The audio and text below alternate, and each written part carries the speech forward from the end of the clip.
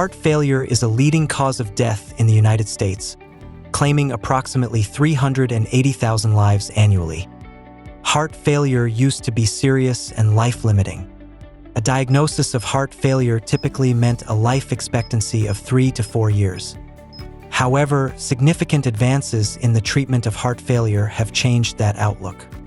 Today, in many cases, heart failure is reversible, which means that it doesn't always progress and can even be reversed, offering hope for a better prognosis and a better quality of life.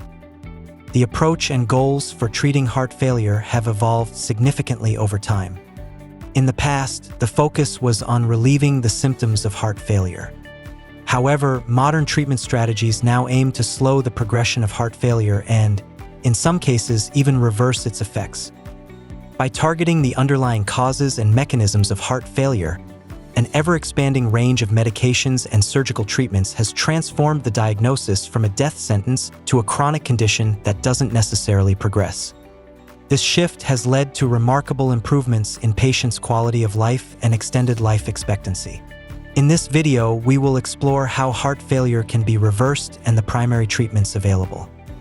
In the next few videos, we'll also take a look at various medical procedures and devices that are designed to effectively manage this condition.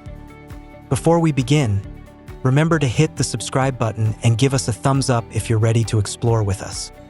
All right, let's get started. Heart failure is characterized by the inability of the heart to pump blood efficiently throughout the body. The most common symptoms are shortness of breath and swelling of the lower body. People experience heart failure differently. Symptoms may appear suddenly or develop gradually over time. Injury, hemodynamic changes, or neurohormonal activation can lead to deterioration of cardiac function. When this occurs, the heart undergoes cardiac remodeling, which includes both structural and functional changes. Initially, left ventricular remodeling may compensate for abnormal hemodynamics and function. However, if left unchecked, it ultimately leads to deterioration of cardiac function and a poor prognosis. Two major systems involved in cardiac remodeling are the sympathetic nervous system and the renin-angiotensin-aldosterone system. Activation of these systems triggers intracellular signaling pathways that stimulate protein synthesis in myocytes and fibroblasts, resulting in cellular hypertrophy and fibrosis. Remodeling can be measured by assessing ejection fraction and changes in ventricular dimensions, wall thickness, volumes, and mass. To understand how heart failure can be reversed, it's important to understand two basic concepts: ejection fraction, EF, and cardiac remodeling.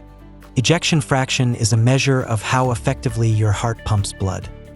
It indicates the percentage of blood pumped out of your heart's lower chambers, ventricles, with each contraction.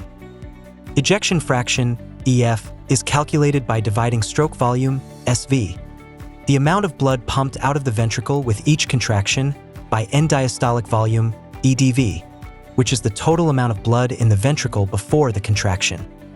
The formula is ejection fraction equals the stroke volume divided by the end diastolic volume multiplied by 100, expressed as a percentage.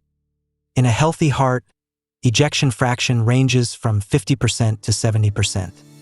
This means that with each heartbeat, 50% to 70% of the blood in the left ventricle is pumped out to the body. A low ejection fraction usually indicates the presence or risk of heart failure. An ejection fraction outside the normal range can indicate different conditions. A range of 40% to 49% is typically considered to be a mid-range ejection fraction. The heart's ability to pump is slightly below normal. You may not experience any symptoms of heart failure, or you may have symptoms during physical activity but not at rest. 39% or less indicates heart failure with reduced ejection fraction, HFrEF. Your heart's ability to pump is significantly lower than normal. The lower the ejection fraction, the higher the risk of life-threatening complications such as cardiac arrest. Symptoms can be severe and can affect you even when you are resting. Your ejection fraction is an indicator of how well your heart is working. Regular monitoring of ejection fraction during treatment helps to determine whether heart function is improving. Cardiac remodeling is a physiological and pathological condition that can occur after events like myocardial infarction, MI. Pressure overload, such as aortic stenosis or hypertension, inflammatory heart muscle disease, myocarditis, idiopathic dilated cardiomyopathy, or volume overload, valvular regurgitation. When these conditions arise, the heart undergoes extensive remodeling through the accumulation of fibrous tissue in the myocardium. This process distorts tissue structure, increases stiffness, and contributes to ventricular dysfunction. In response, the heart may compensate by working harder, which can lead to swelling and further scar tissue buildup, impairing the ventricle's ability to fill and pump effectively. Initially, you may not notice the effects of a slightly reduced ejection fraction, but as heart function continues to decline and ejection fraction worsens, you can become seriously ill. Therapies are aimed not only at relieving key symptoms such as shortness of breath, fatigue, and leg and abdominal swelling, but also at slowing disease progression and reducing hospitalizations. Several medical therapies have been shown to promote reverse remodeling, restoring a more normal ventricular shape, reducing left ventricular volume and mass, and improving left ventricular ejection fraction, LVEF. These structural and functional improvements are associated with reduced morbidity and mortality.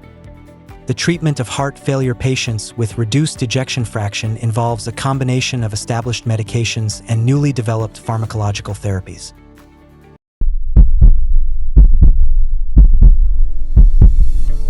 In patients with heart failure, cardiac remodeling is associated with poor prognosis, whereas reversal of remodeling is associated with improved outcomes.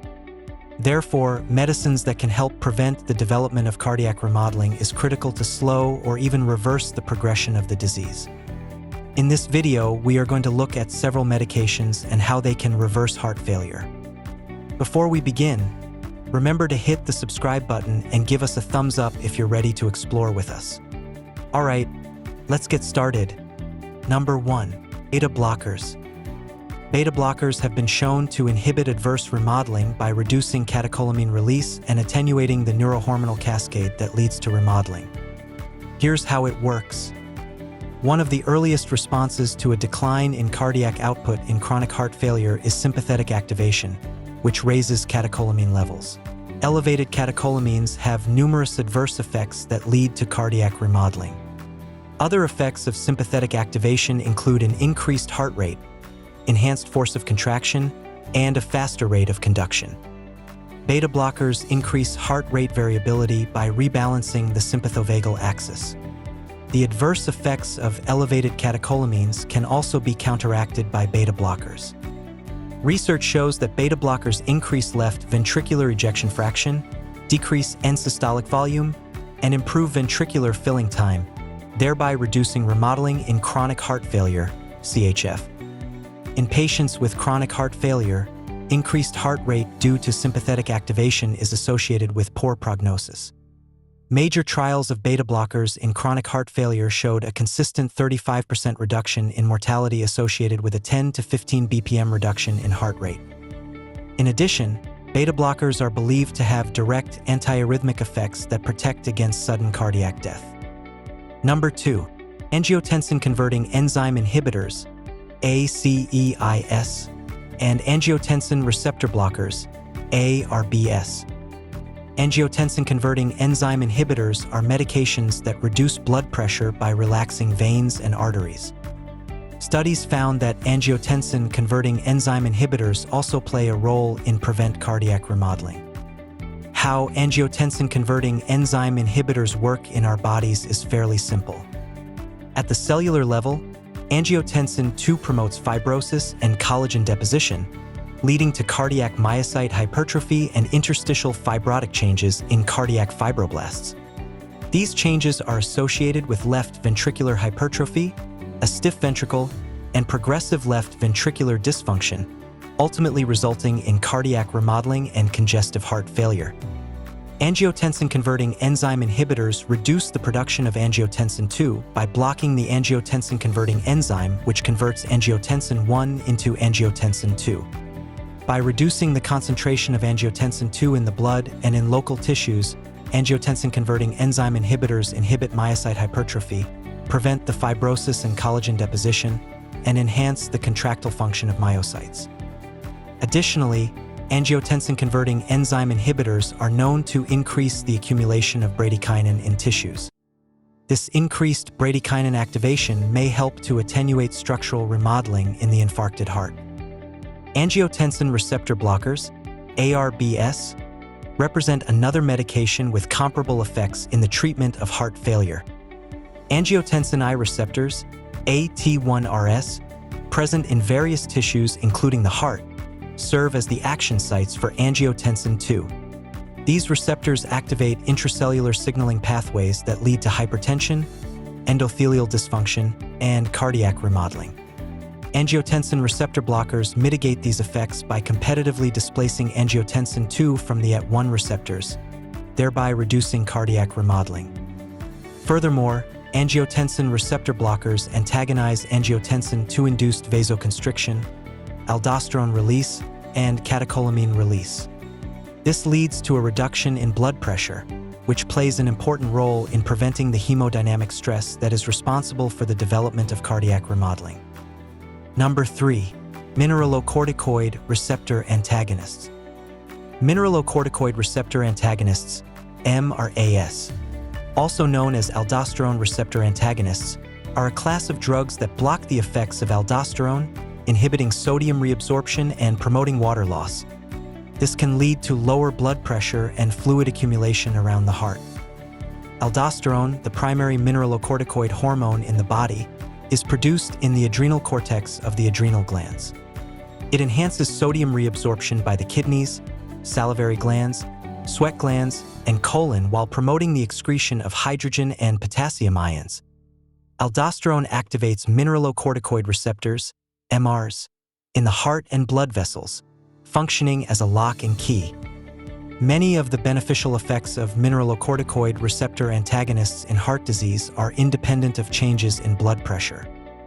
Activation of mineralocorticoid receptors in the heart and blood vessels has been shown to trigger several pathological effects, including excessive extracellular matrix accumulation, leading to cardiac fibrosis, oxidative stress, which is an imbalance of free radicals and antioxidants causing cell damage, and persistent inflammation. Elevated inflammation levels in the body have been linked to increased plaque buildup in the arteries.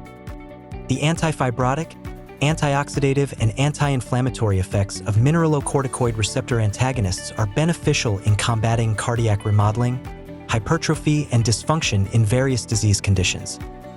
Mineralocorticoid receptor antagonists, MRAs, are of two types: steroidal and non-steroidal compounds. Steroidal MRAs, spironolactone and eplerenone, were initially developed for the treatment of primary aldosteronism, hypertension, and later heart failure. Adding spironolactone to an ACEI has been shown to reduce mortality by 30%. To improve the safety profile of MRAs, researchers have developed several non-steroidal MRAs, such as finerenone, esaxerenone, and abiraterone. Finerenone was approved for use by the FDA in July 2021. Well, these three main medications not only relieve the symptoms of heart failure, but have also been shown to potentially reverse the disease. It's important to note that the treatment of heart failure patients with reduced ejection fraction involves a combination of established medications and newly developed, innovative pharmacological therapies.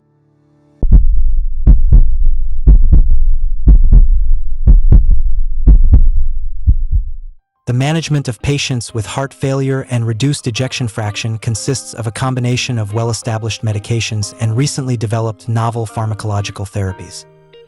The management of heart failure patients includes four main pillars of pharmacological treatment. The latest clinical evidence shows that patients with heart failure should receive these medications all at once. In our last video, we talked about the first pillar, beta blockers, the second pillar, angiotensin-converting enzyme inhibitors, ACEIs, and angiotensin II receptor blockers, ARBs, and the third pillar, mineralocorticoid receptor antagonists, MRAs. If you are interested, you can watch it in our channel. In this video, we'll take a closer look at the fourth pillar, SGLT2 inhibitors and sotagliflozin, which acts as a dual inhibitor of SGLT2 and SGLT1. SGLT2 inhibitors were initially designed as medications for use in diabetes due to their primary mechanism of action, which involves inducing glucosuria by inhibiting the sodium-glucose cotransporter 2, SGLT2, pump located in the proximal nephron. SGLT2 is responsible for most of the reabsorption of filtered glucose. Notably, studies such as the DAPA-HF trial, the EMPEROR-Reduce trial, and the EMPEROR-Preserve trial have demonstrated a significant reduction in the primary composite endpoint of worsening heart failure and cardiovascular death. SGLT2 inhibitors are involved in the regulation of molecular pathways associated with cardiac remodeling. These pathways include cardiac hypertrophy, cardiac fibrosis, inflammation, apoptosis, autophagy, ferroptosis, oxidative stress, and energy metabolism. This involvement underscores the potential of SGLT2 inhibitors as therapeutic agents capable of inhibiting various mechanisms of cardiac remodeling, such as myocardial infarction and diabetic cardiomyopathy. Empagliflozin and dapagliflozin, both SGLT2 inhibitors, are guideline recommended for the treatment of heart failure by the European Heart Failure Association, the American Heart Association, the American College of Cardiology, and the Heart Failure Society of America. In other good news, research on dual SGLT inhibitors and cardiac remodeling continues and has yielded very exciting results.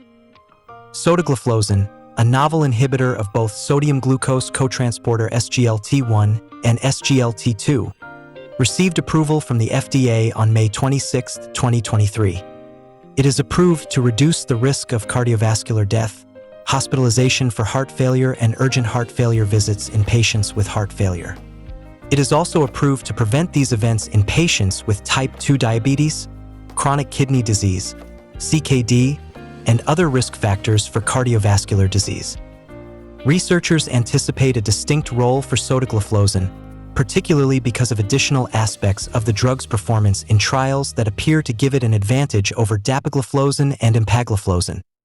In particular, treatment with sotagliflozin has been shown to be unique in reducing rates of stroke and myocardial infarction.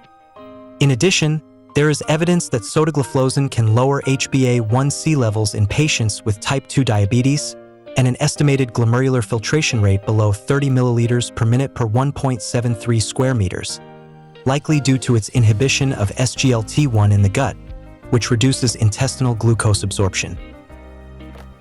Alright, so these are the recently developed novel medications for reversing heart failure. Despite advances in treatment, 1 in 5 patients will progress to heart failure with subsequent worsening, and patients are at increased risk of repeated hospitalizations. Even for the 1 in 10 patients coping with these extreme heart failure, the condition can still be reversed for some. In this video, we explore the various devices and procedures that can effectively treat severe heart failure. These devices are used in situations where medical therapy alone is not enough to achieve the desired control. In our previous videos, we talked about cardiac remodeling and the 4 main pillars of the pharmacological treatment of heart failure. If you are interested, you can go back and watch these videos in our channel. Number 1. Ventricular Assist Devices, VAD. A ventricular assist device is a mechanical pump designed to support heart function and maintain blood flow in a weakened or failing heart. Surgically implanted in the body, it works by pumping blood from the lower chambers of the heart to other parts of the body. A VAD can serve as temporary support while awaiting other treatments, such as a heart transplant. In some cases, it serves as a permanent solution to help the heart pump blood. Typically, there are 3 situations in which a left ventricular assist device, LVAD, may be recommended by your healthcare provider. Initially, if you're waiting for a heart transplant, an LVAD may be used temporarily until a suitable donor heart is found. This is called bridge to transplant. Despite the damage to your heart, an LVAD can keep blood circulating throughout your body. Once you receive your new heart, the LVAD will be removed. In addition, an LVAD can improve the function of other organs while you wait for a transplant. It can also relieve high pulmonary pressures that may otherwise prevent you from being considered for a heart transplant. Another scenario is if you're ineligible for a heart transplant because of age or other health issues. In cases where a heart transplant isn't an option, an LVAD can serve as a permanent solution. This use of a ventricular assist device is called destination therapy. It can improve the quality of life for people with heart failure. Finally, if you're experiencing temporary heart failure, your cardiologist may recommend the use of an LVAD until your heart regains the ability to pump blood on its own. This approach is called bridge to recovery. To determine if an LVAD is appropriate for your condition and to select the most appropriate device, your cardiologist will consider several factors, including the severity of your heart failure, any other significant medical conditions you may have, the function of your heart's main pumping chambers, your ability to safely take blood thinners, the amount of social support you have from family and friends, your mental health and ability to care for a VAD. Number 2. Heart reconstruction procedure. The electrical impulses responsible for heart contractions typically move in a spiral pattern. Ideally, the heart resembles an elliptical shape, similar to a football, which makes it easier to receive the electrical signals that initiate heartbeats. However, in heart failure, the heart often enlarges and takes on a spherical shape, similar to a basketball. This altered shape disrupts the heart's alignment with the electrical pattern, reducing the efficiency of the system. Various surgical procedures are available to reconstruct the heart and restore its optimal shape. You and your doctor can explore these options to determine the best course of action for you. Another situation that may require a heart reconstruction procedure is when a heart attack occurs in the left lower chamber, left ventricle. This event leads to the formation of scar tissue that, over time, can weaken and thin, forming an aneurysm, an abnormal bulge of tissue. This aneurysm, along with other heart problems, can cause the heart to enlarge, impairing its ability to pump blood effectively and leading to heart failure. During ventricular reconstruction surgery, surgeons remove part of the scar tissue from the aneurysm to reshape the heart and restore its normal conical shape. Typically, a small patch is sewn into place where the aneurysm used to be. Once the patch is in place, surgeons stitch tissue over it. Other procedures, such as valve repair or coronary artery bypass grafting, may also be performed during ventricular reconstruction. Ventricular reconstruction does not cure heart failure. The goal of the surgery is to enhance the heart's ability to pump blood effectively, thereby reducing chest pain, shortness of breath, and other symptoms associated with heart failure. Before the advent of ventricular reconstruction surgery, heart transplantation was the only option for patients with large left ventricular aneurysms. Number 3. Heart transplant. A heart transplant involves the surgical removal of a diseased heart and replacing it with a healthy heart from a donor. You may need a heart transplant if your heart is failing and other treatments have proven ineffective. End-stage heart failure is the most severe form of heart failure, in which the heart muscle is significantly weakened and unable to effectively pump blood throughout the body. At this point, other treatments are no longer effective. After a transplant, your body's immune system may reject the new heart. Rejection is a normal reaction to foreign tissue. When you receive a new heart, your immune system sees it as a threat and attacks the organ. To prevent this from happening, you will need to take anti-rejection medications, which trick the immune system into accepting the transplanted organ and preventing it from attacking. You will need to take these medications for the rest of your life to prevent or treat rejection. These medications can have side effects that vary depending on the specific medications you are taking. Regardless of whether a full recovery is possible, almost all heart failure patients require ongoing medication and regular follow-up visits with a cardiologist. Effective therapy addresses both your symptoms and the heart problem itself. By treating the underlying problem, you increase your chances of a full recovery. Alright, this video covers the surgical treatment options for reversing heart failure. For more details, such as how to reverse heart failure with medication, please watch our previous videos in The Healthiest. If you have any questions or comments, please don't hesitate to leave them below. If you found this video helpful, we'd appreciate it if you could like and subscribe. Thank you for watching.